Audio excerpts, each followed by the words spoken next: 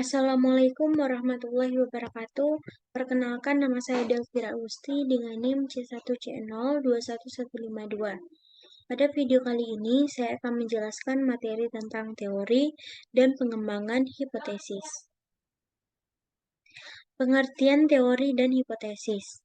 Teori diartikan sebagai serangkaian asumsi, konsep, konstruk, definisi, dan proposisi untuk menerangkan suatu fenomena secara sistematis dengan cara merumuskan hubungan antar konsep.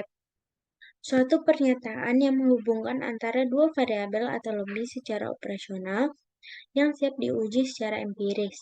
Menurut Yusuf, pada tahun 2010, kata hipotesis berasal dari dua kata, yakni hipo dan tesis. Hipo artinya bersifat meragukan, sedangkan tesis berarti kebenaran. Maka secara harfiah, hipotesis artinya ialah suatu kebenaran yang masih bersifat meragukan. Hipotesis versus preposisi. Untuk yang pertama, hipotesis itu bersifat operasional, sedangkan proposisi bersifat konsep. Yang kedua, untuk hipotesis itu sudah dapat diuji secara empirik, sedangkan untuk proposisi belum dapat diuji secara empirik. Dan yang ketiga, untuk hipotesis itu, konsep-konsep dalam hipotesis sudah dioperasionalisasikan menjadi variabel. Sedangkan untuk proposisi baru menyatakan perbedaan atau hubungan antara beberapa konsep belum sampai dioperasionalisasikan menjadi variabel. Dasar merumuskan hipotesis. Yang pertama, berdasarkan pada teori. Yang kedua, berdasarkan penelitian terdahulu. Yang ketiga, berdasarkan penelitian pendahuluan. Dan yang keempat, berdasarkan akal sehat peneliti. Struktur pengembangan hipotesis.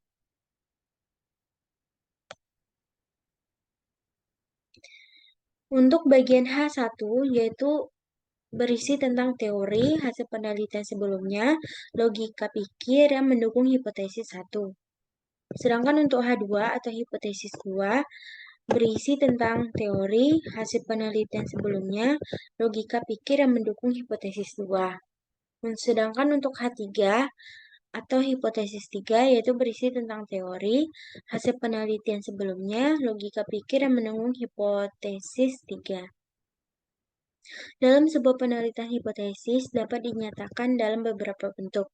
Yang pertama, hipotesis nol merupakan hipotesis yang menyatakan hubungan atau pengaruh antar variabel sama dengan nol, atau dengan kata lain tidak terdapat perbedaan hubungan atau pengaruh antar variabel.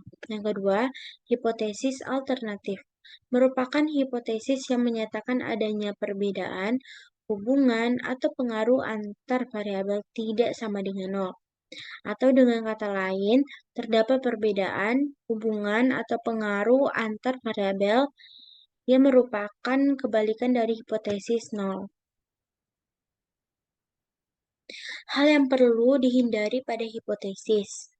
Terdapat 6. Yang pertama, memaksakan adanya hipotesis pada jenis penelitian yang sebenarnya tidak memerlukan hipotesis. Tidak semua penelitian memerlukan hipotesis. Jenis penelitian eksploratori tidak memerlukan adanya hipotesis, sehingga tidak harus dipaksakan menggunakan hipotesis. Contohnya seperti penelitian dengan tujuan untuk menggambarkan kondisi sosial kemasyarakatan suku Baduy dalam pendalaman Jawa Barat. Penelitian ini tidak memerlukan hipotesis dikarenakan merupakan penelitian eksploratori. Dan yang kedua, hipotesis yang dibangun tanpa dasar yang kuat. Pengembangan hipotesis harus didukung oleh teori dan hasil penelitian sebelumnya.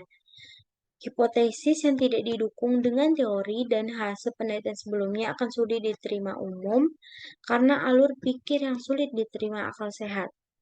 Contohnya yaitu H1 atau hipotesis 1, terdapat pengaruh posisi jumlah kecelakaan lalu lintas terhadap jumlah produksi jagung.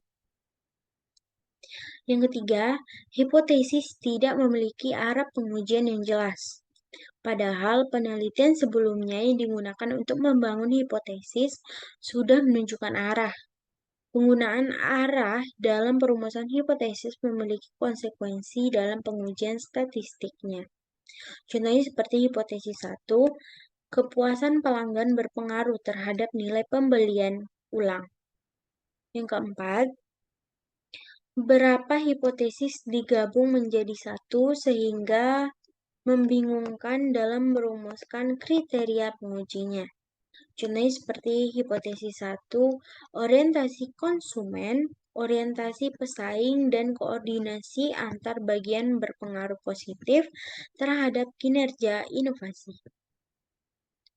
Yang kelima, kesalahan dalam pemilihan kata dalam perumusan kalimat hipotesis yang menimbulkan redundant atau pengulangan makna. Contohnya seperti hipotesis 1, yaitu kepuasan pelanggan berpengaruh positif signifikan terhadap nilai pembelian ulang.